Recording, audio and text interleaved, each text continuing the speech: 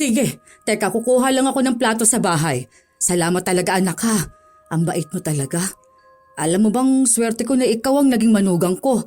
Ay ang anak ko talaga magaling pumili ng babae. Mabuti na lang ikaw ang pinakasalan niya. Kung yung ex kasi noon, ewan ko ha kung kilala mo. Ay, grabe napakadamo talaga sobra. Hindi gaya mo. Isang lapit lang nagbibigay na agad. Hindi ka pa nanunumbat. Siguro kung yun ang napangasawa ni Pao Aba. Baka lagi kaming magkaaway. Buti na lang talaga ikaw yung naging asawa niya. Diyan ka na lang po kumuha ng plato, ma. Sandali lang po bibihisan ko lang si baby at pinapawisan na naman. Kunin ko na rin ba itong lumpia? Isang piraso na lang kasi ito Meron din palang tinapay. Paano kukunin ko na rin to ha? Ay, itong Coke akin na lang din. Naku, salamat talaga anak. Punta na ako sa bahay. Hanggang saan ba pwedeng magbigay sa magulang ng asawa? Paano kung naaabuso na pala ang kabaitan na pinapakita mo? Ganon ang laging tanong ni Mariel dahil parang walang katapusan ang pambuburaot ng kanyang biyenan. Pero kada tatanggi siya ay kinukonsensya siya. Paano kung sa gawaing ganito ay may maapektuhan ng ritual galing sa itim na kapangyarihan? May magbabago pa ba? O may taong hindi kayang tanggapin ang sariling kamalian?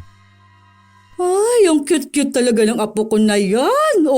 Tignan mo, nagpapakarga sa mamala niya. Ay, kumain na ba to? Ay, opo ma. Katatapos lang po namin kumain. Buti pa kayo. Anong ulam niyo? Tinola po ma. Bakit po? Hindi pa po ba kayo kumakain? Hindi pa. Kasi wala naman kaming pambili ng ulam ngayon. Hindi pa sumasahod ang papa niyo. Nagugutom na nga ako kanina pa. Pero sabi naman niya baka mamayang gabi sahod na. Buti na lang may natira pa kaming ulam. Yun ang pinabaon ko kay Lester. Ay, bakit hindi pa kayo nanghingi dito ma? Sana po kanina niyo pa sinabi. Hindi po ako nag-alok kasi akala ko may pagkain na kayo. May natira pa po kami dyan. Kasi kami lang naman ni Clea ang kumain. Baka naman wala lang ulam mamaya si Pao. Mamayang gabi pa naman po siya uuwi. Iba naman na po yung lulutuin ko mamaya.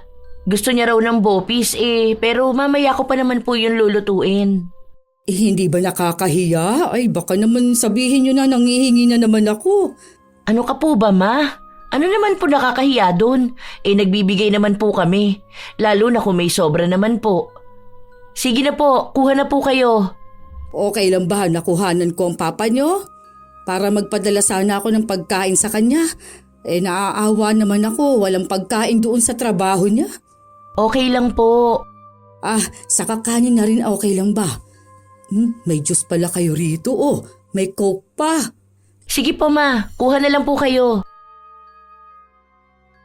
Magkapit-bahay lang kami ng biyenan ko, Lola Telang. Ako nga po pala si Mariel. Nakatira sa Olongapo City. Matagal na po akong nakikinig sa channel nyo at salamat po dahil isa po ang kwento ko sa napili nyong ikwento ngayon. Mabait po si Mama Minda. Noong buntis ako hanggang sa nanganak ako, palagi siyang tumutulong sa akin. Nagbabantay din. Bali 4 na magkakapatid sina Pao na asawa ko. 2 sa mga kapatid niya ang wala pang asawa. Ang panganay at ang bunso. Pero bunso na lang ang nakatirang kasama ni na Mama Minda. Ang napapansin ko lang talaga, madalas nang hihingi sa amin si Mama Minda. Bilang ako, hindi naman po ako madamot, Lola Telang. Lalo na sa magulang ng asawa ko. Una po sa lahat, pera naman po ng asawa ko yung pinanggagastos dito sa bahay. May online business din po ako pero hindi naman ganun kalaki ang kinikita ko. Isang araw, habang tulog ang anak ko, nagpunta si Mama Minda sa amin. Nak, baka naman may extra ka dyan? Pera po ba, Ma? Oo sana, kasi may parating akong parcel ngayon kaso wala akong pera. Kasi naman, yung binigay sa akin ni Papa nyo na ipambayad ko ng tubig. Hindi ko naman alam na ang mahal pala ng tubig namin ngayon. Parating na kasi yung rider. Mga magkano po ba yan, Ma? Wala pa po kasing binibigay sa akin si Pao. Ito na lang po munang benta ko sa ukay. 396 kasi to, pero kung kaya sana na 500 na lang. Sige po ma, eto na po oh. Ay, salamat anak. Bibili rin kasi ako ng asukal, magluluto ako ng lugaw. Pagkain namin mamayang gabi. Po? Bakit naman po lugaw ang lulutuin nyo? Kasi nga wala na kaming pera. Alam mo naman, bayaran sa school ni Lester. Tipid-tipid na lang muna. Pero kung okay lang din naman akong makahingi ng grocery nyo, kahit yung delata lang. Sige po ma, kuha na lang po kayo. Hindi ko naman po alam na wala na kayong makain. Ayun na nga. Nahihiya naman din kasi akong manghingi. Yung panganay ko naman, hindi naman yung nagbibigay kasi nga panay rin siya travel. Ikaw lang talaga yung mabait. Kasi yung asawa ni Johnny, naka-block naman yata ako. Nung nakaraan kasi, nangihingi ako ng load para ako makatawag ako sa kanila. Hindi ko alam bakit bigla na lang akong naka-block. Baka masama na ata na manghingi ano. Parang mabait naman si Kyla, ma.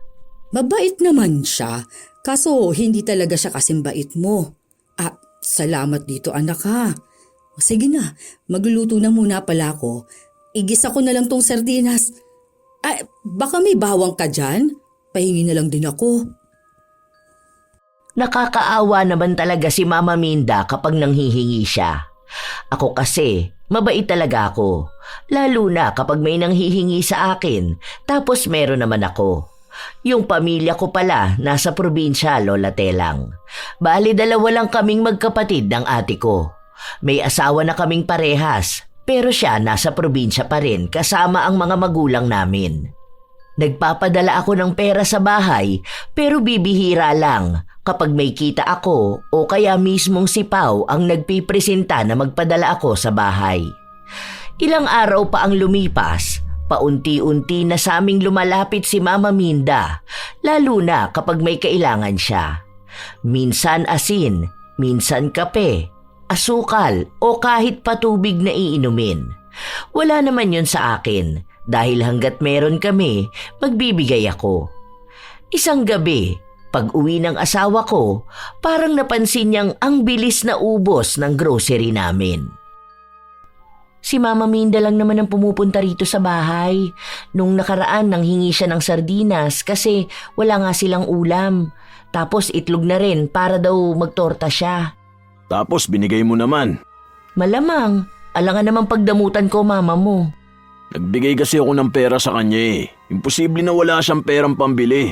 Sabi ko sa kanya maggrocery siya kasi sabi niya sa akin na pinambayad niya ng kuryente at tubig yung sahod ni Papa. Nanghiram nga rin siya ng 500 sa akin kasi nga magbabayad daw siya ng parcel niya. Sabi ko sa iyo kapag ganyan na pera wag mo munang bibigyan si Mama eh. Ayoko nga, makukonsensya naman ako noon. Iisipin ko yun palagi na parang ang sama ko namang tao para magdamot. Saka mama mo yun eh. Yung mga pera na pinambili ng grocery natin, pera mo naman yan. Baka ano na lang isipin ni mama mo. Baka sumama ang loob niya. Pero hindi naman sa lahat ng oras. Ayoko rin naman magdamot kay Mama. Kaya lang kasi nagbibigay na ako ng pera sa kanya. Bukod pa yung bigay sa kanya ni Kuya. Tapos si Junie pa nagbigay ng pera sa kanya. Si Junie nga ay nagbayad ng tuition ni Lester eh. Saka isa pa, solo na nila yung sahod ni Papa. Ang sabi niya kasi sa akin wala talaga siyang pera. Tapos si Kyla, blinak nga siya. Imposible yun. Kausap ko si Kyla, siya pa nga nagsabi sa akin na nagpadala si Junie. Nagtatanong siya kung natanggap pa ni Mama kasi hindi raw nagre-reply sa kanya. Ayan na naman si Mama eh. Kapag alam niya may hihingan siya, panay naman ang hingi. Tapos yung pera niya ay pambibili lang niya ng kung ano-ano. Malamang niyabang na naman niya sa mga kamag-anak namin yung pera. Hayaan mo na, pagkain naman yun. Paano nagbabudget tayo? Alangan namang humindi ako kapag nanghihingi siya ng kape. Nakakahiya naman yun. Hindi naman ako madamot. Hindi naman yun sa pagdadamot eh. Kasi naman… Hayaan mo na. Kasi paunti-unti lang din naman ang hinihingi niya sa atin. Akala ko po, Lola Telang, ayos lang ang ganon. Ang maging mapagbigay at mabait. Pero totoo nga na kapag nagbibigay ka, hindi ka natitigilan na hingian. Mas lumalaki na ang pabor na hinihingi ng biyenan ko. Bilang ako na taong hindi marunong tumanggi at nakokonsensya, kapag humindi ako sa pabor ng isang tao, panay na lang ako oo sa kanya. Ang hirap nang mag-load palagi eh. Sige na, pa-connect na lang ako sa wifi nyo. Kahit siguro magbabayad na lang ako ng 100 a month. Hindi naman marami ang nakakonect sa akin kasi ito lang na cellphone ko oh. Para hindi ako maboring ba sa bahay. Itatanong ko na lang muna po kay Pau. Eh bakit naman itatanong mo pa kay Pau? Eh, ikaw naman ang asawa niya. Dapat, ikaw din mas lamang na nagdedesisyon. Siya po kasi yung nagbabayad ng wifi eh. Kasi nga po kapag gabi nagla-live selling ako, kailangan ko po nun malakas ang internet. Hindi naman siguro makakaabala ang isang cellphone na nakakonek ano. Pero sige, ayos lang kahit na ayaw mo. Eh wala naman ako magagawa eh. Kahit na hindi sabihin ng anak ko, eh kapag ikaw na yung pumigil malamang, ikaw na yung pakikinggan niya. Ano ba namang laban ng nanay sa asawa, hindi ba? Eh, sige na nak, ayos lang. Hindi naman ako nagtatampo. Sige na po pala ma. Okay na po. Scan nyo na lang po itong nasa phone ko. Hindi na, wag na. Sige na, baka nakakaabala ko. Ilang araw akong hindi pinansin ni Mama Minda. Ako na yung nagkukusang pumunta sa kanya para magbigay ng ulam, tapos kinukumbinsi ko siya na ayos lang naman na makikonek siya sa internet namin. Nakukonsensya kasi talaga ako, Lola Telang. Hindi ako sanay na may taong nagtatampo sa akin, lalo na biyenan ko pa. Tapos magkapit-bahay lang kami. Ayoko yung pakiramdam na parang may masisirang samahan o pamilya dahil lang sa naging madamot ako. Nagkabati lang ulit kami ni Mama Minda noong kumonek na talaga siya sa wifi namin. Maayos naman nung una. Hindi ko na lang sinabi sa asawa ko dahil nanay niya naman yun. Hanggang sa isang gabi, kailangan kong mag-live dahil marami akong kailangang mabenta. Noong mga panahon na yon, ang dami na talagang nag-aabang. Love, ang bagal ng internet. Hindi ako makapag-live oh. Ayaw pa rin gumana? Oo eh. Ewan ko, ilang beses ko naman ang pinatay tong phone ko. May problema yata. Pero kahit sa laptop ako kumunik, wala talaga eh. May problema kaya ngayon? Inalis ko naman ang connection ko kasi may load naman ako ngayon. Teka, check ko lang yung internet. Pahiram muna ako ng laptop mo. Sige, ang dami pa naman nag-aabang sa akin. New arrival pa naman to. Oh, bakit ang dami naman nakakonect dito? Kaya naman palang hina ng internet mo eh. Sino naman to? May nanghak ba ng internet natin? Hindi ko alam. Hindi naman kasi ako marunong sa mga ganyan eh. Papalit ako ng password tapos ibablock ko tong mga to. Ito hirap sa mga kapitbahay natin eh. Hindi na lang sila magpakabit ng sarili nilang wifi. Pangkabuhayan natin to eh. Ay, teka love. Kasi si mama nakakonect din sa atin. Baka mablock mo siya. Oh, bakit siya nakakonect? Di ba niloloadan siya ni kuya yung pang isang buwan na? Ewan ko kasi nung nakaraan nagtatampo siya sa akin.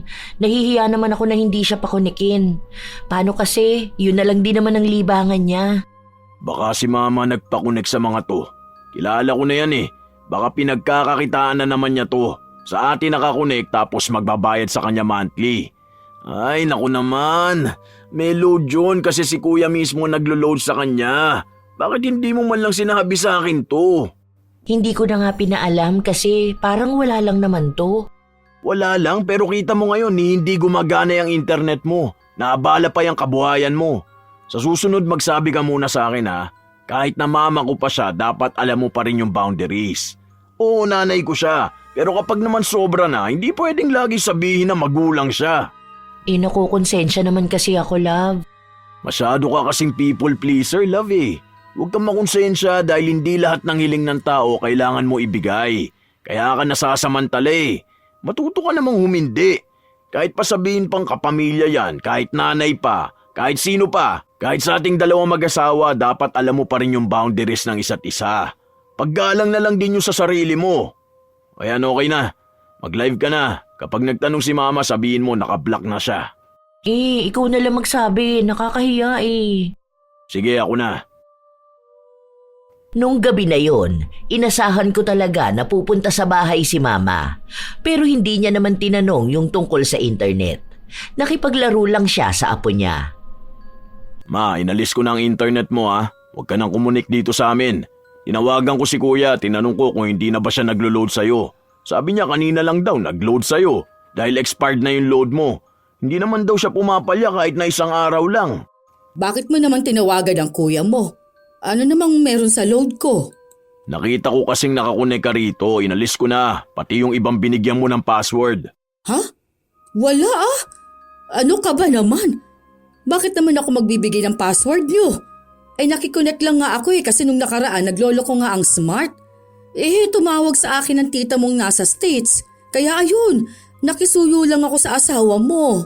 Oh, basta yun na ma, hindi na kayo makakakunik ulit kasi nga nakablock na kayo.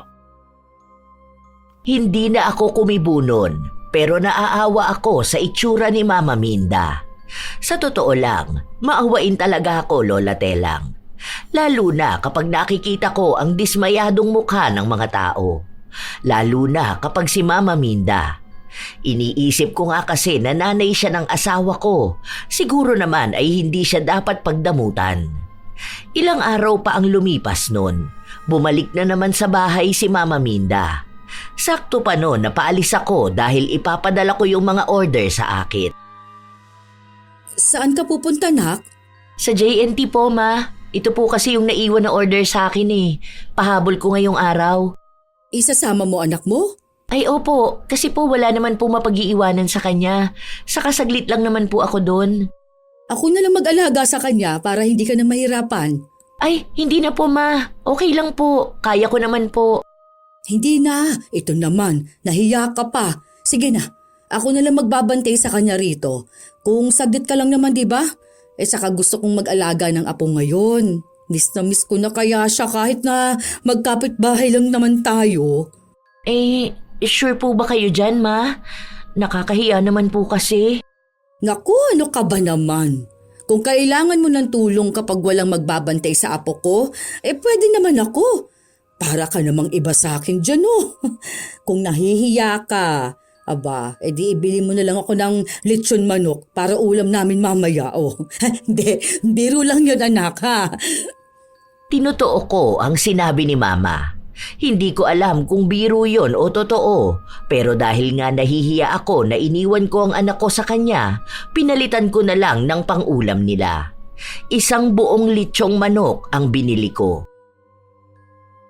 Nako, ikaw talaga. Sobrang bait mo. Nagbibiro lang naman ako sa'yo, tinutoo mo naman. Salamat dito, naka. May pang-ulam na kami niyan ngayon. Matutuwa si Lester niyan. Paborito niya ba naman to?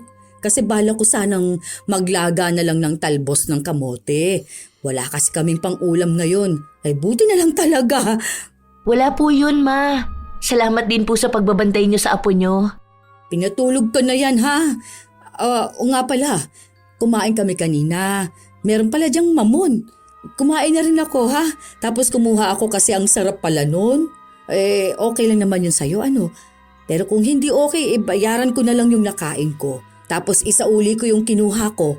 Magkano ba yun? Ay, hindi po, Ma. Sige po, okay lang po. Pagkain naman po yun eh. Oo nga pala. Baka naman may toyo kayo dyan. Tapos kalamansi at sili.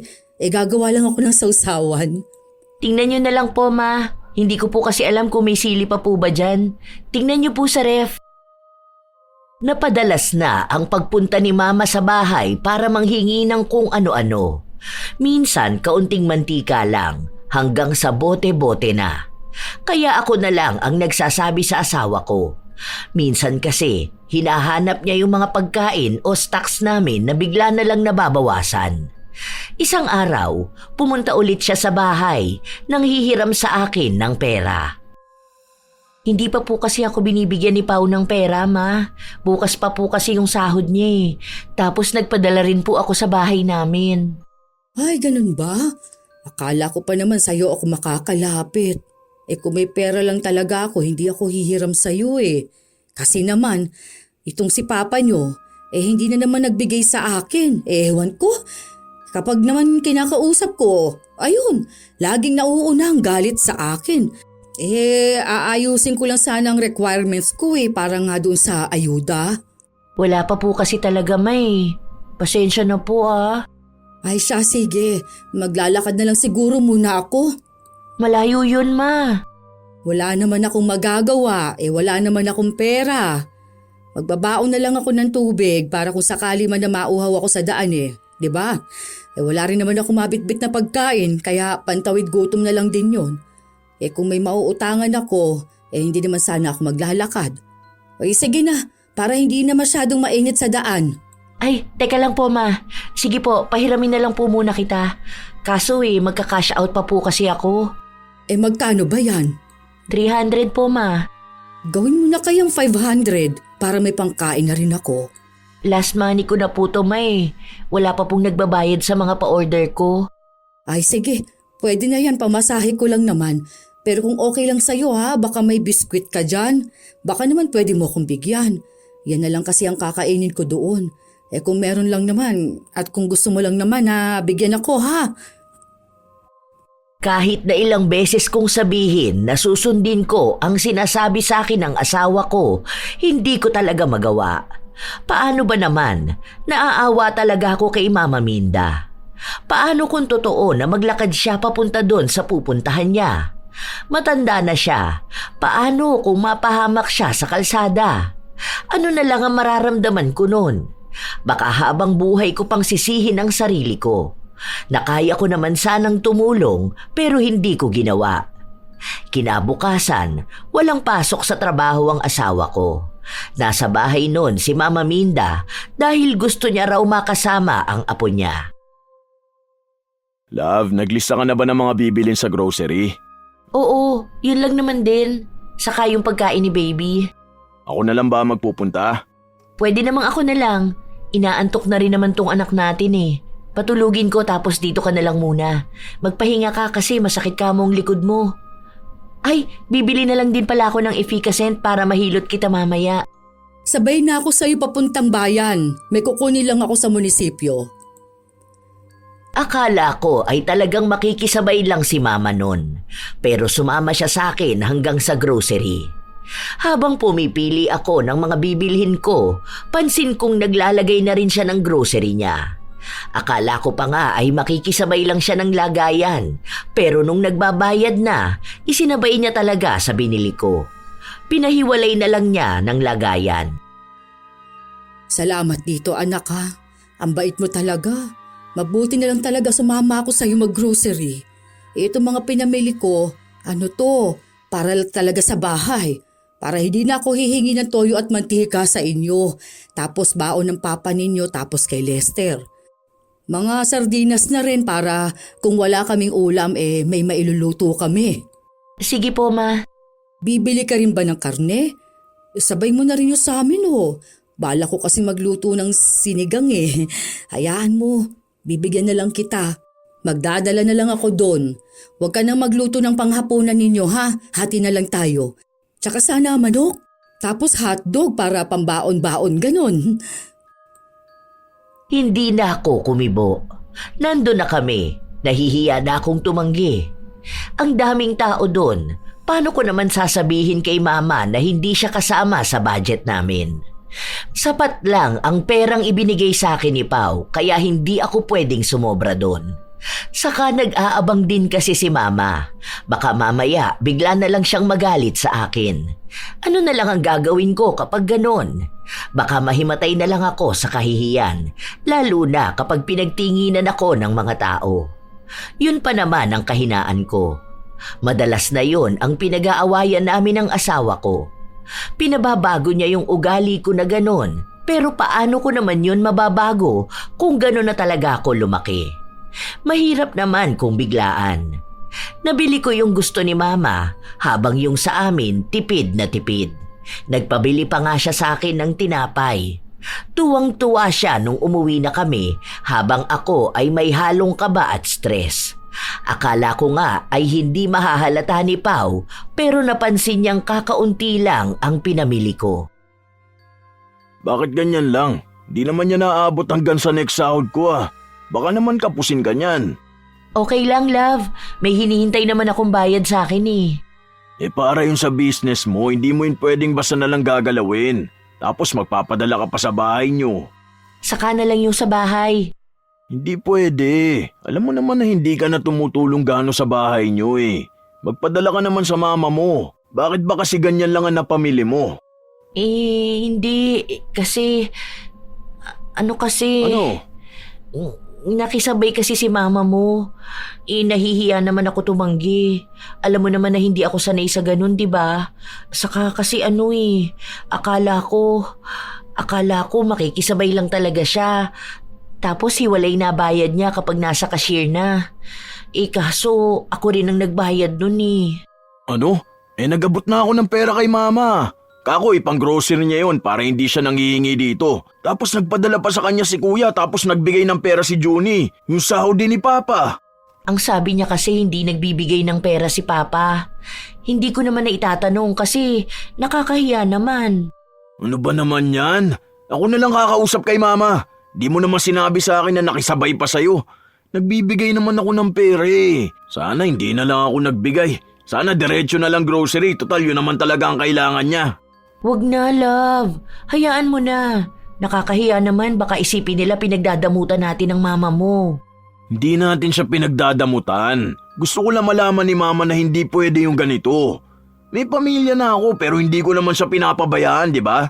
Kung makakasira siya ng budget natin, dapat lang kausapin na siya. Hindi yung pagdadamot, pagtatama lang yun. Pinigilan ko pa ang asawa ko sa gusto niyang gawin. Paano? Kakausapin niya talaga ang mama niya. Kasama pa nga akong pumunta sa bahay nila kung saan nagluluto na si mama. Oh, nak, mamaya pa itong ulam natin, hindi pa kumukulo. Ma, ano ba naman yan? Di po ba nagbigay ako ng pang-grocery sa inyo? Nakisabay pa kayo sa budget namin? Hindi ba pwede anak? Masama ba yun? Hindi ko naman alam na magagalit ka. Hindi ma, okay lang po yun. Tara na, love. Hayaan mo Teka, na. Maalam nyo naman po na hindi naman ganun kalaki ang sahod ko eh. Tumutulong naman po ako rito sa bahay, di ba? Nagbibigay ako ng pang-grocery nyo. Pero sana naman respetuhin nyo rin yung budget namin. Hindi lang to isang beses, ma. Alam ko meron kayong hinihingi sa asawa ko na hindi niya sinasabi sa akin. Pasensya ka na anak. Hindi ko naman alam na sasama ang loob mo. Ang saya ko pa naman kanina. Kasi nga, ang bait ng asawa mo. Siya nang nagbayad ng grocery ko. Hindi ko naman akalaing hindi pala yun pwede. Ay siya, sige. Ibabalik ko na lang lahat ng ipinamili namin. Sige na, dadalhin ko na lang doon. Pati tong lahat ng ulam na niluluto ko, ha? Tatapusin ko lang para makakain na kayo. Pasensya na talaga. Hindi na po, ma. Hayaan niyo na po. Mag-uusap na lang po kami ni Pao. Pasensya na rin po, ma. Sana po hindi sumama ang loob niyo. Nabigla lang po talaga siya. Ayaw kong magkasamaan ng loob ang mag-ina, kaya inaya ko na ang asawa ko na umuwi. Kami naman ni Pao ang nagtalo, pero naipaliwanag ko naman sa kanya lahat. Sinabi ko na hayaan na lang niya dahil nanay niya naman yun. Kahit na paano naman ay napagsabihan na niya, hindi naman na siguro yun uulit. Kaya sinabi niya na hindi na ulit siya magbibigay ng pera kay Mama Minda para masigurado na sa tama mapupunta. Grocery na lang kada sahod. Yun naman ang ginawa niya, kaya kada sasahod siya, bumibili siya ng para sa amin at para sa kabilang bahay. Tinatanggap naman yon ni Mama Minda, pero minsan ay nanghihingi pa rin ng pera sa akin ang biyenan ko. Minsan kasi ay wala akong hawak, kaya wala akong naibibigay. Isang araw, nagluto ako dahil nagpadala ako sa trabaho ni Pao. Nagbigay naman ako kina Mama, pero pumunta ulit siya sa bahay para manghingi. Nak, hindi naman siguro. Sasama ang loob mo kung hihingi ako ng pansit paano. Hindi ko po alam kung kasya pa yon, Ma. Hindi pa po kasi ako kumakain. Ay, ganun ba? Ang sarap kasi ng luto mo. Ayun, naubos ng asawa ko. Hindi ko na malayan kasi akala niya raw para na lang sa kanya yung iniwan ko. Gusto mo po ba hati na lang tayo doon? Hindi, ikaw ba? Sa inyong pagkain yan eh. Nagpadala ka na ba kay Pao? Baka kasi magalit na naman yun sa akin. Unahin mo na lang muna siya. Meron na po siya kasi nagpadala na ako kanina. Bali yung natira na lang po talaga dyan yung akin. Kaunti lang din po talaga yung niluto ko baka kasi mapanis. Sigurado ka bang pwede akong kumuha nun? Hindi ba talaga magagalit sa akin ang asawa mo? Naman, pagkain lang naman po yan, bakit po magagalit pa? Hindi naman din po yan makakarating sa kanya. Hindi naman po ako magsusumbong sa kanya. Sige. Teka lang, kukuha lang ako ng plato sa bahay. Salamat talaga, nak, ha? Ang bait mo talaga. Alam mo bang swerte ko na ikaw ang naging manugang ko? Yang anak ko talaga magaling pumili ng babae. Buti na lang, ikaw ang pinakasalan niya. Kasi yung ex niya nun, ewan ko lang ha, kung kilala mo, grabeng napakadamot talaga. Hindi gaya mo, isang lapit lang nagbibigay na agad. Hindi ka pa nanunumbat. Siguro, kung yun ang napangasawa ni Pao, baka lagi kaming magkaaway. Mabuti na lang talaga, ikaw yung naging asawa niya. Diyan ka na lang po kumuha ng plato, ma. Sadali lang po bibihisan ko lang si baby at pinapawisan na naman. Kunin ko na rin ba itong lumpia? Isang piraso na lang kasi ito meron din palang tinapay. Kukunin ko na rin to ha. Itong Coke akin na lang din. Salamat talaga anak. Punta na ako sa bahay. Hindi ko inaasahan na wala na palang natira para sa akin. Kakarampot na ikinalat lang para magmukhang marami. Halos 3 kutsara lang ubos na. Wala ring naiwan na tinapay sa akin, maging ang lumpia at kahit yung inumin ko. Kaya tubig na lang talaga ang naging sandigan ko. Hindi na ako nagreklamo dahil nakita ko si mama na sarap sa kinakain niya. Ang mahalaga na lang sa akin noon ay hindi na sayang ang niluto ko.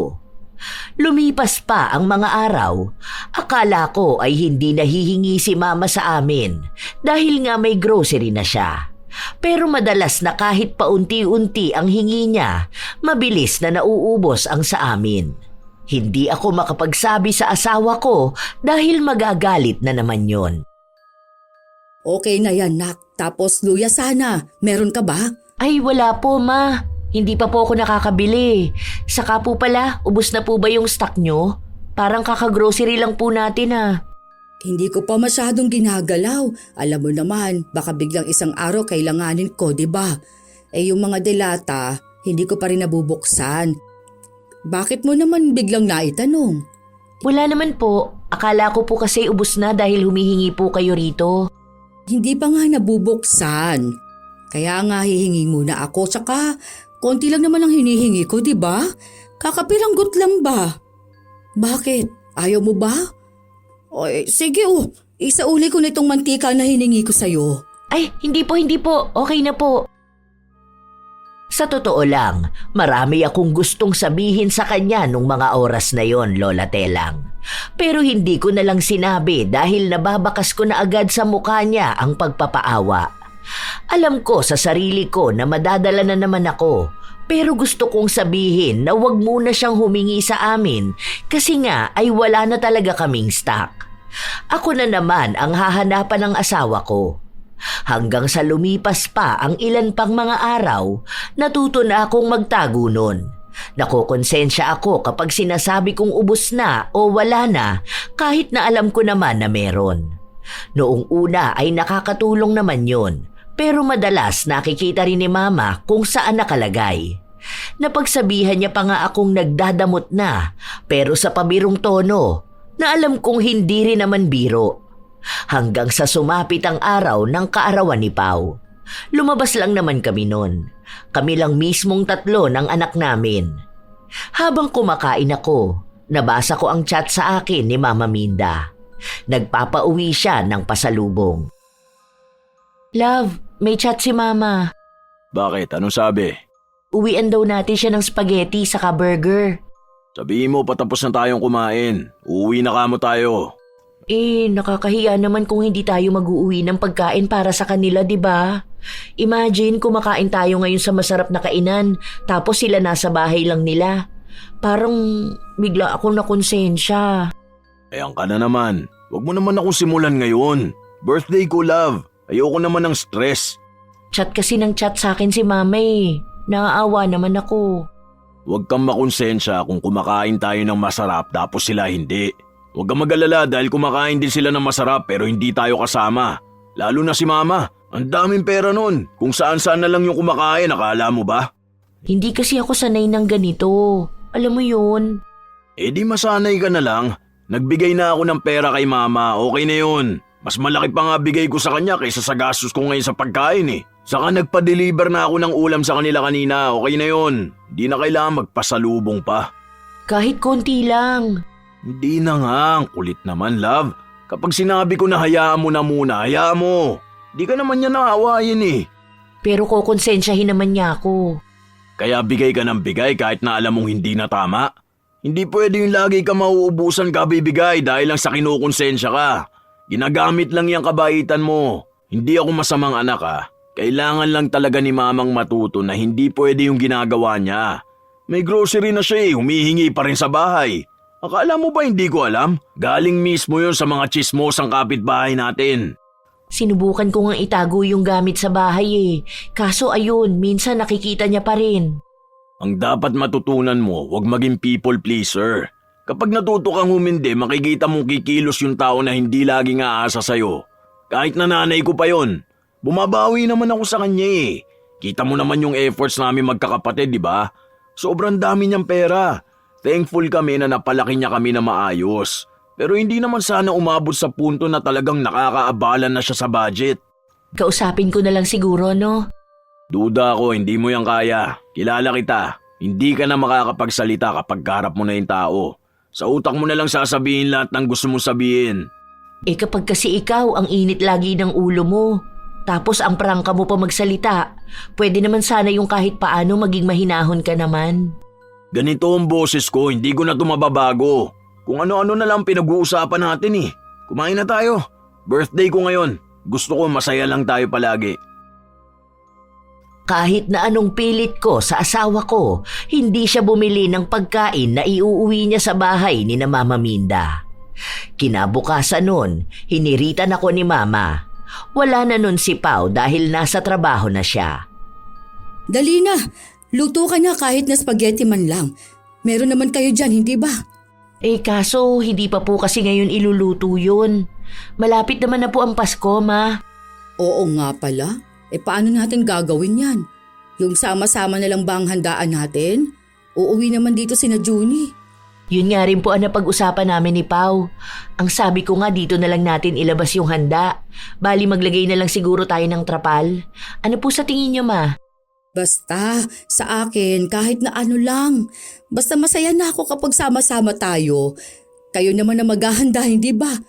Tutulong na lang siguro ako magluto noon. Magbibigay naman po ng budget para sa Pasko si Pao eh.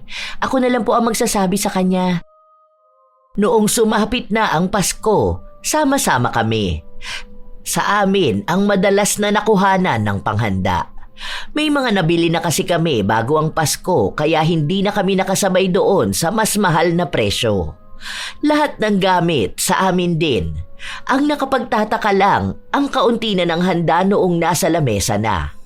Nagtanong pa nga sa akin si Pao pero sinabi ko na sa bahay ni na Mama Minda nagluto. Imposible naman kako na itatago yun. Ayoko na lang mag-isip ng kung ano-ano dahil araw yon ng Pasko. Umuwi rin yung mga kapatid ng asawa ko. Kung magtatalo pa silang mag-ina doon, ano pang silbi na sama-sama kami? Hanggang sa natapos na ang Pasko, natipid namin noon ang handa. Nagtataka pa rin talaga ako bakit ganun lang yung handa natin. Ang konti nung salad. Di ba marami yung pinagawa ko? Ilang fruit cocktail yun ah. Malalaking lata pa. Parang isa lang yung ginamit. Baka naman hindi lahat binuksan ni Mama. Ano naman ang gagawin ni Mama doon kung sakali man? Aba malay ko, baka mamaya binenta niya na mas mahal. Alam mo naman yun, madiskarte. Sa sobrang diskarte noon parang lahat na tayo nautakan niya. Hindi na lang ako nagsalita dahil baka magkasamaan pa kami ng loob. Ewan ko ba? Baka nag-overthink ka lang. May New Year pa. Yun na nga, may New Year pa. Sana naman magbago na si Mama, no? Hindi yung taon-taon na lang ganyan. Parang lumalabas niyan, kinukupitan niya tayo. Imposible namang hindi nagbigay ng pera panghanda si na Kuya. Hindi na naman niya binili. Ano bang ginagawa ni Mama sa pera? Di ko nga rin alam. Baka pinambabalato niya dun sa mga kamag-anak niya. Mayabang kasi yan si Mama eh. Minsan nagbibigayan ng pera dun sa mga pinsan niya. Parang pinapakita niya na nakakaangat na siya sa buhay. Minsan umaalis siya, di ba? Yun na yun. Siya ang gumagastos kapag gumagala sila magkakamag-anak. Ang hindi nila alam, grabe pagkaburaot ni Mama. Ay, na-stress na naman ako. Hayaan mo na muna. Palampasin mo na. Lagi na lang yon ang sinasabi ko kahit ang totoo, hindi naman talaga dapat pinapalampas yung ganong bagay. Alam ko naman yon sa sarili ko. Hindi ko lang talaga alam kung paano ko paninindigan ang alam ko. Hanggang sa natapos ang bagong taon, walang nagbago sa ugali ni Mama Minda. Unang araw pa lang ng taon noon, nanghihiram na naman siya sa akin ng pera. Nak, baka may extra pa kayo dyan. Hindi po ako naglalabas ng pera kapag ganitong araw, Ma. Hindi raw po kasi magandang simula ng taon kapag ganun eh. Mas matanda ako sa'yo pero ikaw pang mas naniniwala dyan sa pamahiin na yan. Sabi po kasi, kung anong gagawin mo ngayong unang linggo ng taon, yun na ang gagawin mo buong taon. Kung maglalabas po ako ng pera para sa utang, parang ang mangyayari po niyan, buong taon na puro labas lang ang pera. Kayo rin po, utang po mangyayari sa buong taon nyo. Ang pangit na simula naman po nun, di ba Ma? Ay, ewan ko na lang ba. Wala naman ako magagawa eh. Paniniwala mo naman yung ganyan kaya sige, ayos lang. Hayaan mo na lang ako. Kung kailan namang kailangan ko ng tulong mo, saka ka naman hindi tutulong sa akin. Eh paano yan? Buong taon sasama ang loob ko sa'yo. Ilang beses pa akong kinonsensya ni Mama. Panay pa nga siya parinig sa akin, pero yun ang unang pagkakataon na hindi ako nagpatalo sa mga salita niya. Pinanindigan ko talaga na hindi ako maglalabas ng pera ng buong linggo na yon. Kaya talagang masama ang loob ni Mama Minda. Hindi niya pa nga ako kinakausap dahil naging madamot na rin daw ako sa kanya, na parang biglang naging masama ang ugali ko. Madalas pa nga na nagpapaawa siya sa akin pero kinokontrol ko lang talaga ang sarili ko. Pangako ko rin sa asawa ko na sa taong ito ay matututo na akong humindi kapag alam kong naaabuso na ako. Kahit na nakokonsensya ako o naaawa, sana nga lang ay mapanindigan ko to. Isang buwan ang lumipas, nakaya ko naman siya. Pero madalas para akong nahahatak pabalik sa dati kong nakasanayan. Na maging mabuting tao palagi, lalo na kung may taong nangangailangan ng tulong. Hanggang sa isang araw, nakaramdam ako ng hilo. Akala ko ay dahil kulang ako sa tulog, pero kada tatayo ako ay umiikot ang mundo ko. Ano nang nararamdaman mo, love? Okay ka na ba? Hindi pa rin, love. Ano pa rin eh. Alam mo yung kapag tatayo ako tapos parang wala akong makikita sa paligid ko kundi puro puti lang. Tapos parang may mga umuulan na black-black. Kanina nga sinubukan kong tumayo eh kasi kukuha sana ako ng pagkain. Kaso ayun, akala ko mahihimatay talaga ako. Para ako nakalutang sa ulap. Kakulang ka sa dugo, no? Sige, bukas hindi ako papasok, pupunta tayo sa ospital. Kailan pa ba yan? Kapag ganyan na nakahiga ka lang o kaya nakaupo ka, okay naman ba? Iniisip ko rin baka sa radiation niya ng gadget eh. Kasi madalas ka nakatutok sa phone tapos sa laptop mo. Lalo na kapag nag-live selling ka. Hindi imposible naman yun. Kasi no naman ganito na ginagawa ko, di ba? Hindi naman ako nahihilo ng ganun kalala. Ngayon nakahiga ako, ayos naman ako. Kapag tumatayo lang talaga ako. Baka nga kulang ka sa dugo. O kaya may problema na sa mata mo. Sabi mo pa naman sa akin noong nakaraan parang ang labo na ng mata mo. O sige, magpahinga ka na muna. Kung may kailangan kang kunin tapos tatayo ka, sabihan mo na lang ako ha. Gisingin mo na lang ako. Akala ko nung una ay simpleng hilo lang talaga yon. Nagpunta kami sa ospital. Nagbigay ng vitamin sa akin para daw sa dugo. Umiinom naman ako noon pero hindi naman tumatalab sa akin. Mas lalo akong nahirapan noon dahil hindi ko maalagaan ang anak namin. Mabuti na lang tumutulong na nun sa akin si Mama Minda pero may kapalit. Hindi ako nakakatayo kaya hindi ako nakakapagluto. Ang nangyayari, si Mama Minda ang tao sa kusina. Hindi ko alam kung ano yung minsan niyang kinukuha para daw sa bahay nila. Para daw baon o kaya ay kakainin at merienda. Sobrang problemado talaga ako noon, Lola Telang. Dahil iniisip ko, paano kung gano'n na ako habang buhay? Paano na ang pamilya ko? Hindi naman pwedeng lagi na lang akong nakahiga. Kaya sinubukan ko ulit tumayo. Pero sa pagkakataon na yon, bigla na lang akong bumagsak. Hindi naman masakit ang ulo ko pero wala talaga akong maramdaman kapag nakatayo ako. Naku, nak, ano ba ginagawa mo? Hindi bang sabi ko wag ka na kasing magkikikilos? Ako na lang ang bahala dito sa inyo. Hindi naman po kasi pwede na ganito lang ako palagi. Ayoko maging pabigat. Kaya ko naman sana eh. Hindi mo kaya ako nang bahala. Nagluluto naman na ako. Kakain na tayo, wag ka mag-alala. Tulog na rin naman ang anak mo. Ang problema ko pala ngayon, wala nang laman ng kusina nyo. Kung may pera ka dyan, ako nang mamamalengke. Para may mailuto ako mamaya. Wala na rin kasing bigas. Po? Kabibili lang po namin ng bigas nung nakaraan Kalahating kaban po yun, Ma. Hindi ko alam. Basta wala na nanghingi ako kahapon kaso pansin ko. Naubos na pala. Paano yan? Baka bukas sa umaga wala na kayong maisaing yan. Wala na nga rin laman yung ref Pati pagkain ng apo ko ubos na. Ilan po ba yung kinuha nyo, Ma? Kaunti lang naman yun. Paunti-unti po? Hanggang sa dumami po, Ma? Parang hindi ko gusto yung ibig mong sabihin dyan Nagtatanong lang naman po ako, Ma. Kasi marami pa po yun Kung sa amin lang po, aabot po yun hanggang sa susunod na sahod ni Pao. Kaso kakasahod lang po, wala pang 1 linggo. Imposible naman po na mauubos na agad yun. Sa ganun na nangyari. Kumukuha ako pero kaunti lang naman. Pero parang ano lang yun pakonsuelo na lang kasi ako nga ang nag-aalaga sa anak nyo. Tapos malamang kapag gusto ko rin kumain ng merienda, kakain ako. Masama ba yun, Nak? Hindi naman po.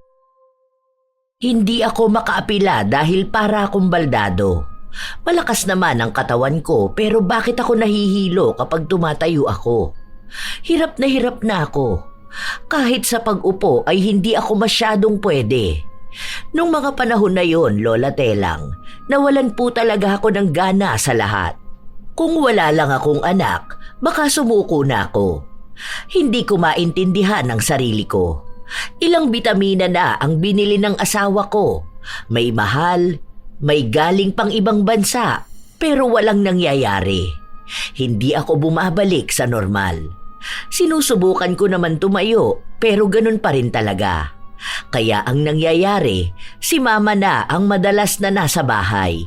Kaya naging malaki rin ang budget namin. Nagbabayad kasi si Pao kay Mama bilang naaabala siya sa pag-aalaga sa anak namin. Tapos sa paggabay din sa akin. Kasabay noon ay nauubos din lahat sa kusina. Hindi lang yun, pati na rin ang laptop na gamit ko sa negosyo ko, pinanonooran ni Mama. Minsan ay dinadala niya sa bahay nila, tapos ay hindi na niya binabalik. Hanggang sa parang siya na ang may-ari noon. Lahat sa bahay namin, kapag natipuhan niya, kinukuha niya. Si Pao na lang ang bumabawi kapag napapansin niyang wala. Isang gabi, nagising ang asawa ko dahil sa iyak ko. Bakit? May masakit ba sa'yo? Okay ka lang ba? Gusto mo ba daling kita sa ospital? Naiinis ako sa sarili ko, love. Ha? Bakit? Anong bakit? Wala akong pakinabang Para akong walang kwenta. Hindi ko alam kung hanggang kailan ako ganito. Love, hindi naman ako baldado Bakit hindi naman ako makakilos para sa sarili ko at para sa pamilya natin?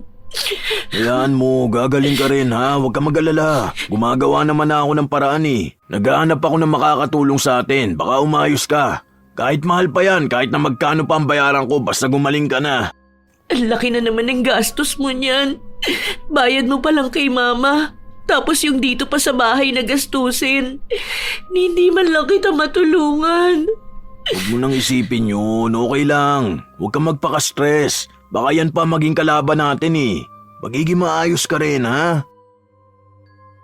Ang asawa ko talaga ang nagpapalakas ng loob sa akin kapag pasuko na ako. Hindi ko naman din kasi maiwasan na isipin itong problema na ganito. Kahit na hindi ko naririnig na nagrereklamo ang asawa ko, pakiramdam ko talaga ay pagod na siya. Kung ano-ano na lang din ang pumapasok sa utak ko. Isang hapon, habang tulog ako, bigla akong nagising dahil sa bulungan. Hindi naman siya ganong kalakas pero matalas ang pandinig ko. Akala ko nga noon ay nananaginip ako pero parang may kausap sa cellphone si Mama Minda. Oo nga. Alam mo ba ang galing? Ang bilis din umepekto sa kanya. Maayos naman siya pero hindi talaga siya makatayo dahil nahihilo raw siya. Gaano ba tatagal tong kulam na ito sa kanya? Hanggat hindi nagagamot, ganun? Sige, ayos lang. Kain naman nga ang ganitong kulam. Kahit papaano, di ba? Hindi ako yung ganong kasamang tao. Kasi yung ibang nagpapakulam, no? Pinapapatay na agad nila. O kaya yung sobra-sobra yung sakit na ibinibigay nila. Sa akin, wala namang masakit. Hindi lang makatayo. Ha? Ano ka ba? Hindi naman ako maririnig niyan. Tulog yun. Tsaka andito ako sa sala. Mahina lang din naman ang boses ko. Sige na pala, nagluluto pa kasi ako. Kukuha pa ako ng grocery nila para makatipid ako. Hindi ko gagasasin yung bigay sa aking pera pambili ng pagkain sa bahay. Hindi ako makapaniwala sa narinig ko. Tama ako ng dinig. Hindi yun imbento lang ng utak ko. Nagpanggap akong tulog noon dahil pumasok ng kwarto si Mama. Sinigurado niya yata na hindi ko narinig ang mga sinabi niya sa kung sino mang kausap niya. Nasaktan ako, Lola Telang, pero hindi ako naiyak. Iba ang nararamdaman ko. May halong galit. Kasi iniisip ko kung naging masama ba akong tao. Mabait naman ako. Tumanggi lang naman ako sa kanya tapos ganito na. Yung grocery at mga pagkain na nakukuha niya sa bahay, kaya ba nung tumbasan yung buhay ko? Yung nawalang kumpiyansa ko sa sarili at yung problema na dinala sa pamilya namin? Nagbibigay naman ang asawa ko. Hindi ko naman pinagdadamot kung anong meron kami. Bakit parang kulang yon? Hanggang sa isang araw, walang trabaho si Pau. Siya ang nasa bahay. Hindi nagpunta si Mama dahil sabi niya ay magkikita-kita sila ng mga kamag-anak niya. May sinabi siyang resort na pupuntahan nila sa SBMA pero hindi ko matandaan. Malamang ay mahal yon at baka siya na naman ang sumagot dahil ang dami niyang pera. Ay, wala na agad tayong stocks? Yung mga pagkain ni baby wala na rito. Pati ba naman gatas niya? Bakit naman ganito? Pati gasol natin paubos na. Dito ba nagluluto buong barangay? Dito ba sila nag-grocery? Si Mama naman hindi naman inaayos dito. Kaya mas gusto ko pa mag-hire ng ibang tao eh. Kaya lang hinaharang niya naman. Wala akong maluluto, love. Puro tubig lang laman ng ref. Order na lang ako. Anong gusto mo? Love, naniniwala ka ba sa kulam? Ha? Anong pinagsasasabi mo? Parang ang layo naman ng tanong ko. Hindi ba? Na ano lang ako kung naniniwala ka sa kulam. Hindi ko alam. Di pa naman ako naka-encounter ng tao na nakulam eh. Pero yung mga barkada ko, yun, sabi nila may nakilala na sila o ano. Mga galing kasing probinsya yung mga yun eh. Parang dito wala naman. Ewan ko lang ha, depende siguro. Bakit mo naman naitanong? What if lang naman na nakulam ako? Ha? Sino naman kukulam sa'yo? What if lang naman eh. Ewan ko. Baka kaya hindi ako gumagaling sa painom-inom ng vitamins. Tapos wala naman din akong sakit, di ba? May kakilala ka bang albularyo? Wala eh, pero yung tropa ko marunong daw sa manggamot. Di ko alam kung totoo ba o trip niya lang yun. Teka, chat ko siya. Hindi nagdalawang isip ang asawa ko na tawagan ng kaibigan niya. Pero wala rito yung kaibigan niya. Nasa Makati raw tapos babalik siya sa Biyernes pa. Kaya sabi ng asawa ko, hindi na lang siya papasok para nga masamahan niya yung kaibigan niya dito sa bahay. Ilang araw pa ang lumipas, hindi ko na masyadong kinakausap si Mama. Kasi alam ko na yung ginawa niya.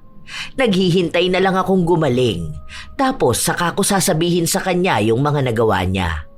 Hindi niya pa rin pala alam na lumapit na kami sa albularyo dahil masyado pang buo ang kumpiyansa niya na hindi ko pa alam. Ay, bakit hindi pa ba kayo bumibili ng stocks ninyo? Hindi na raw po kami magsastock, ma. Ha? Bakit naman? Paano naman yung pagkain nyo? Sabi ni Pao, magpapadala na lang daw po siya ng order dito sa amin. Kami lang naman ni baby eh. Kahit daw bumili na lang ng pagkain sa labas. Mas makakamura naman kayo kapag dito sa bahay nagluto. Ganon din naman po ang gastos, ma. Mas mahal pa nga. Kasi yung budget namin ang bilis pong maubos. Kaya okay na rin po sa akin yung gusto ni Pao. Siguro po saka na lang kami magluluto sa bahay kapag okay na po ako. Ay, ganun. Hindi dapat ganyan ang mindset ninyo, ha? Sa halip na makatipid kayo, lalo nyo lang pinapamahal ang gastos ninyo. Hindi naman po, ma. Nag-compute na po kami. Saka tama naman din po si Pao. Paano naman ako niyan? Paano ako kakain yan? O ano to? Hindi na ba ako magbabantay sa inyo? Pwede naman po. Kasi po kukuha naman daw si Pao ng yaya ng anak namin. Tapos ako, medyo pagaling naman na po ako. Pagaling? Paano mo naman nasabing pagaling ka na? Makikita nyo na lang po, ma. Huwag nyo na po yun problemahin. Ang alam ko rin po, nagbabayad si Pao para po sa ginagawa nyo rito sa bahay. Halata ang inis kay Mama Minda. Hindi lang talaga siya sanay na hindi kami pumapabor sa kanya, lalo na ako. Paano ba naman, hindi na rin mawala sa isip ko ang ginawa niya. Ayokong magalit o magtanim ng galit sa kanya. Ang gusto ko na lang ay gumaling ako. At kapag napatunayan namin na nakulam nga ako, ang usapan namin ni Pao, lilipat na lang kami malapit kina mama ko. May bahay kasi ako ron at tuwing bakasyon lang kami nagpupunta. Dito namin pinili tumira dahil nga naaawa ako noon kay Mama Minda na gusto niya raw masubaybayan ang apo niyang lumaki. Tapos lahat na lang daw ng anak niya ay nasa malayo. Pero ngayon, mukhang alam ko na kung ano ang tunay na dahilan. Sumapit ang Biyernes. Nagulat si Mama nung nakita niyang umuwi si Pao tapos may kasamang isang babae. Oh, sino naman yan? Tropa ko po, ma. Sige po, ma, balik na kayo sa bahay. May gagawin lang kami dito. May gagawin kayo? Ano ba yan? Bago mong babae? Hindi, ma. Tropa ko po to. Albularyo. Ha? Albularyo? Bakit naman kayo kakausap ng albularyo? Ano meron? Basta po, ma. Hindi kasi maganda. Yung basta na lang kayo lalapit sa albularyo. Baka mamaya peke yan tapos malasin pa ang buhay ninyo. Hala, sige, kayo rin. Paalisin mo na yan. Sinabi ng babae na hindi siya peke at marami na siyang nagamot na nakulam. Nasa lahi na raw nila yon at ang lola niya ang isa sa sikat sa lugar nila. Kahit nga raw nasa malayong lugar ay dinadayo pa sila. Kulam? Anong kulam? Naku, huwag kayo magpapaniwala sa ganyan, nak. Kailan ka pa naniwala sa mga ganyan? Wala naman pong masama kung susubukan namin. Wala naman mawawala kung magpapagamot ang asawa ko sa albularyo eh. Sa ito lang din po yung naiisip namin paraan. Bakit niyo ba ako pinipigilan? Naano ko lang kasi. Alam mo na. Hayaan niyo po kami. Desisyon namin itong mag-asawa. Depende na lang po kung may kinakatakot kayong mangyari, ma. Ha? Wala naman. Naano lang ako kasi hindi maganda ang vibes ng babae na to eh. Baka sa halip na mapabuti ka, lalo ka pang mapasama. Hindi po yan. Naniniwala naman po akong gagaling ako sa tulong niya. Pag-iisipan ko pa po kung ipapabalik ko sa nagpakulam sa akin yung nararamdaman ko ngayon. Kasi po, siguro naman deserve niyang balikan ng kulam dahil sa kasamaan ng ugali niya. Huwag ganun, anak. Masama yung ganyan. Bakit ba natataranta kayo, ma? May kinalaman po ba kayo sa nangyayari sa asawa ko? Parang kayo pa yung takot na takot eh. Wala.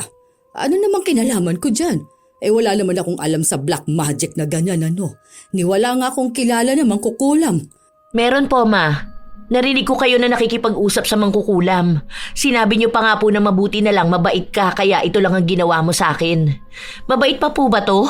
Sinamantala nyo na nga po lahat sa amin, tapos ngayon ayaw nyo pa rin po akong gumaling? Para ano po? Para malaya kayong makakilos na kumuha ng kahit na ano sa bahay namin? Hindi ko alam kung anong sinasabi mo. Basta huwag na lang kayo lumapit dyan sa albularyo na yan. Mukha namang hindi yan totoo. Hihingan lang kayo ng pera niyan eh.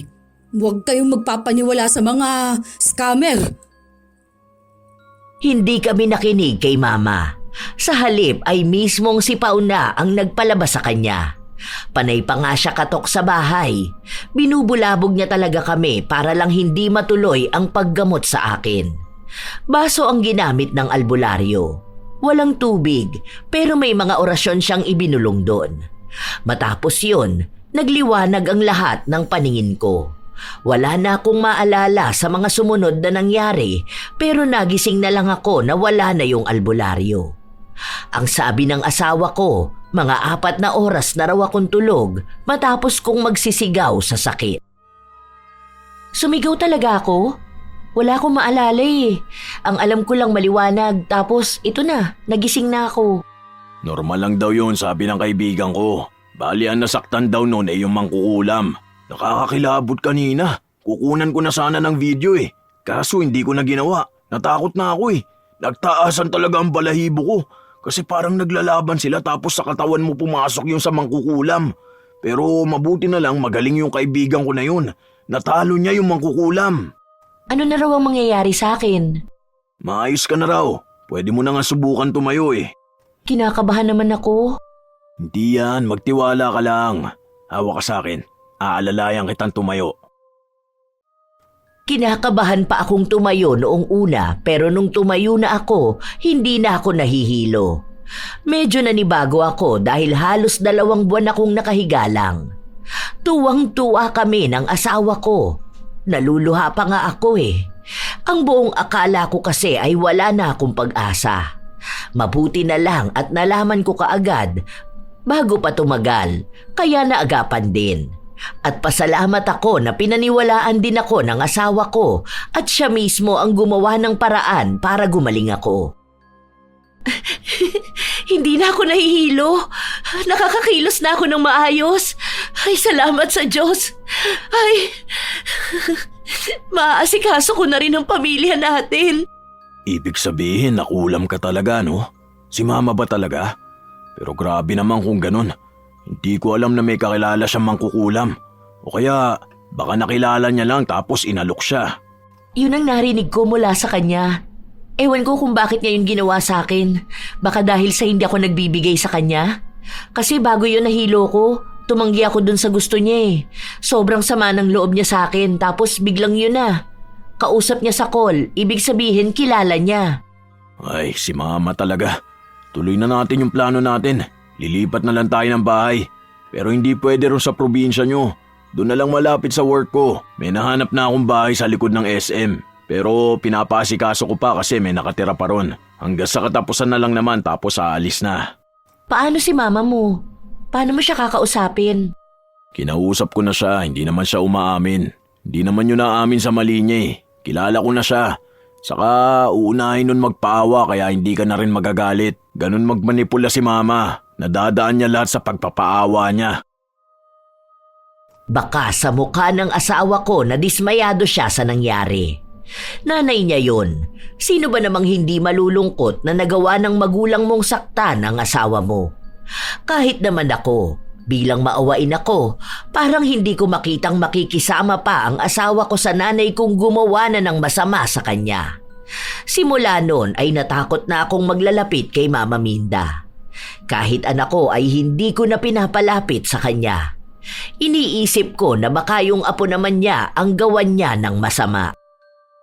Love, ready na lilipatan natin na bahay. Papalinisan ko muna yon tapos paunti-unti ang lipat ng gamit natin para hindi isang biglaan. Sige, yung iba naman na ibalot ko na. Nakalabas na lang yung mga kailangan natin ngayon. Pinipilit nga ako ni Mama na wag na raw lumipat kasi wala naman daw titira sa bahay na to. Sayang lang kung mangungupahan tayo. Kako, malaki naman na si Lester eh. Pwede na siyang bumukod. Sabi nga rin ni Mama, nag-chat nga siya sa akin kung nakumbinsi na raw ba kitang wag umalis. Kinukonsensya niya nga ako ngayon. Sabi niya parang nilalayo ko rin yung apo niya sa kanya. Tapos pinupuri niya ako na ang bait ko raw, ganun. Hindi na, okay na yung napagsamahan natin dito. Saka napag-usapan na natin to para matigil ka na rin maging people pleaser. Sinabi ko na sa kanya na hindi naman matitigil yung pagtulong ko sa kanila eh. Magpapadala pa rin ako ng pang-grocery nila para alam na niya kung paano gumastos para sa bahay nila. Nalaman ko noong nakaraan yung pamangkin niya binilan niya na cellphone. Ano ba naman yun? Tapos sa bahay siya kukuha ng pangkain nila? Bakit kaya ganun si mama mo? Hindi ba siya nanghihinayang sa pera? I mean, pwede ka naman magbigay pero wag naman ganun kaluho. Ako ngayon ko lang din naman yun napagtanto. Buti na lang natauhan ako. Kasama ata yun sa niritual sa akin ng albularyo. Di ko alam kay mama. Tinanong ko nga siya kung siya ba nagpakulam sa'yo, ayaw naman niyang umamin. Baka daw mali lang yung narinig mo nun. O kaya baka nananaginip ka lang daw. Saka wala naman daw siyang kakilala na mangkukulam. Hindi ko na rin naman siya pinipilit eh. Hayaan na natin. Ang gusto ko na lang umiwas sa lumayo. Natatakot ako para sa pamilya natin. Sana lang hindi na niya ulitin. Ilang araw pa ang lumipas na hindi ko kinikibo si Mama Minda. Kahit mga tawag at chat niya sa akin, hindi ko sinasagot. Wala pa rin naman kaming ibang pag-uusapan. Hanggang sa isang araw, nagpunta siya sa bahay. Nak, hindi mo pa rin ba ako kikibuin? Bakit ba masama ang loob ninyo sa akin? Wala po rito si Pau. Mamaya pa po yun uuwi. Mabuti na lang maayos ka na, Nak. Kumusta naman kayo rito? Masama pa rin ba ang loob ninyo sa akin? Sige, kung gusto ninyo, ganito na lang ang samahan natin. Sa wala naman ako magagawa kasi nga may mga sarili naman kayong buhay at desisyon, hindi ba? Ganyan po ba talaga kayo, Ma? Ni hindi nyo man lang inamin kung ano yung mali nyo? Ni hindi ko po alam kung anong malinaw na dahilan kung bakit nyo po ako pinakulam. Nak naman, hindi ko naman magagawang magpakulam Ni hindi nga ako naniniwala sa ganyan. Niloloko lang kayo ng albularyo na yon. Kayo naman naniwala kaagad sa kanya. Masisira ba ang relasyon natin ang dahil lang sa haka-haka na kulaman na yan? Hindi ko na po kayang magtiwala sa inyo, Ma. Ako po mismo yung nakarinig nung sinabi nyo. Kahit na itanggi nyo pa sa aming lahat, alam nyo po sa sarili nyo kung ano yung nagawa nyo. Ang hirap na pong magtiwala eh. Kasi po nagawa nyo na po ng minsan. Kaya nyo po ulit gawin. Baka mas malala pa. Kung hindi sa akin, baka sa anak nyo o sa apo nyo. Hindi ko po talaga alam kung bakit eh. Dahil po ba sa gusto nyong makatipid kaya hihingi kayo sa amin? Gusto nyong kumukuha nung sa amin? Ewan ko po, hindi ko na po gaanong iniisip yun. Kasi ako lang din ang mai-stress. Basta alam ko sa sarili ko, wala akong masamang ginawa. Saka kapag may kailangan ako, nangihingi naman ako sa inyo, hindi ba? Sana po, balang araw Ma, makita nyo yung mali dyan sa ginagawa nyo. Ayaw sana naming umalis eh, pero kailangan. Hindi na po to healthy sa amin at mas lalong ayoko rin pong lumaki ang anak ko na ganito ang nakikita niya. Mababait po ang mga anak nyo, Ma. Responsable sila. Hindi nila kayo pinapabayaan pero kayo po yung umuubo sa kanila. Hindi lang po to basta pambuburaot nyo. Kasi may mga mas malalim pa po tong dahilan eh. Kasi hindi nyo naman po magagawang magpakulam ng tao para lang sa gusto nyo. Kung ako nakokonsensya kapag tumatanggi ako sa mga hiling nyo, kahit na nagiging abusado na kayo. Hindi ko po alam kung bakit hindi man lang kayo nakonsensya nung nagpakulam kayo. Hindi umamin si Mama sa mga pagkakamali niya. Pinagpipilitan niyang hindi niya ako pinakulam at hindi ko naman din daw yon napatunayan. Hindi ko na lang siya pinatulan dahil wala naman akong dapat pang patunayan. Tinanggap ko na lang yung ginawa niya pero hindi ko alam kung kailan ako magpapatawad. Lumipat kami ng bahay at hindi namin sinabi sa kanya. Pero kahit na nasa malayo na kami, minsan ay tumatawag siya sa akin. Gusto niya raw bumisita sa bahay pero ayaw na ng asawa ko. Hindi ko ibinigay kung saan kami nakatira.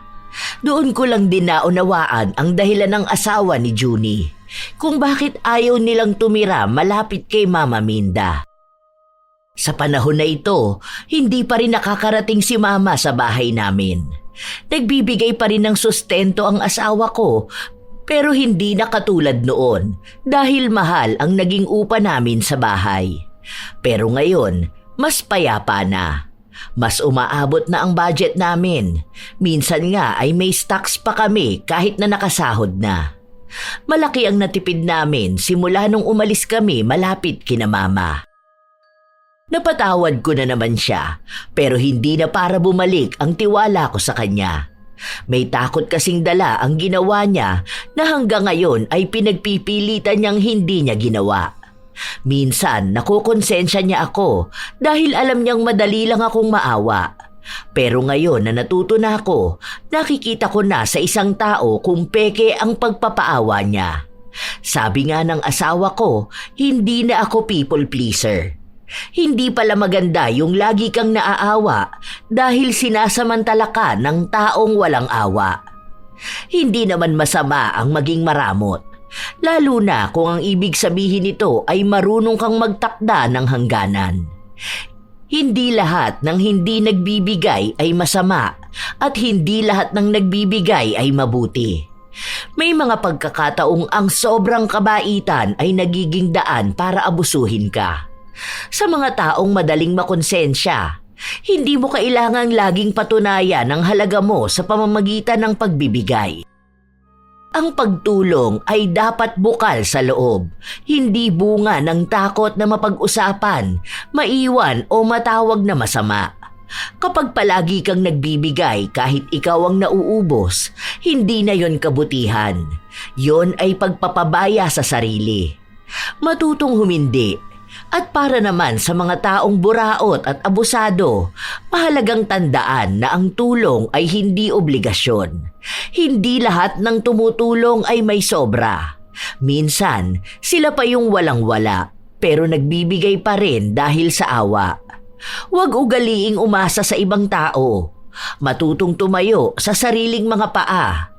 Ang respeto ay hindi nasusukat sa kung gaano karami ang iyong nakuha, kundi sa kung paano mo iginalang ang hangganan ng iba. Hindi lahat ng tumanggi ay madamot at hindi lahat ng pumapayag ay masaya. Mahirap talaga ang usapin tungkol sa paghingi at pagbibigay, lalo na kung may kinalaman ito sa pamilya. Naway matutunan natin na maglagay ng hangganan para hindi naaabuso ni numan. Kayo ba mga apo? Minsan na rin ba kayong people pleaser? Naabuso ng mga buraot ninyong kakilala? Kung gayon, alam kong may opinyon din kayong maibabahagi na gusto naming mabasa. At naway may magandang aral kayong natutunan sa ating bagong kwento. Shout out sa ilan sa mga masusugid na tagapakinig ng mga istorya ni Lola Tela. Razon Yao, Je1, Jenny Velasco, Kimberly Pahadan, May Talurong from Batasan Hills, Quezon City, Rose Cadena, Jenny May Andicoy from Zamboanga City, Emily Sauro, Marie Chris Batalier, Cresilda Sotil, Marilu Ariem, Elise Padilla, Mikmik Vlog TV, Michi Ito, Jeneline Abrazaldo, Ian Precioso. Maraming salamat sa pakikinig nyo, Sheng Kabitahe, Tranquilino Dakuma, Lorilyn Masaoy, Kenji Gomez, Juanita Dayanan, Remeliza Batalier, Liberty Gulia, Wanda Villarino, Nida Kiambao, Nessie Villarreal, Leia Tan, Nikki Pepito, Wendy Basit, Laika Kenza, Marilyn Aroba, May Garzon, Realin Kaay, Nel Rose Aboga, Vanessa Villasencio, Jimwell Tabana, Arlene Surban, Marjoy Salvador, Mary J. at sa asawa niyang si Neil Calbo, Mikmik Vlog TV, Elisa Linga, Jasmine Joy Kabasi, Erwin Bornilio, Jenny Velasco. At kay Cristel Shin, ang pinakamagandang dalaga mula sa Subic, Zambales. Ito ang inyong Lola Telang at maraming salamat sa pakikinig nyo, mga apo.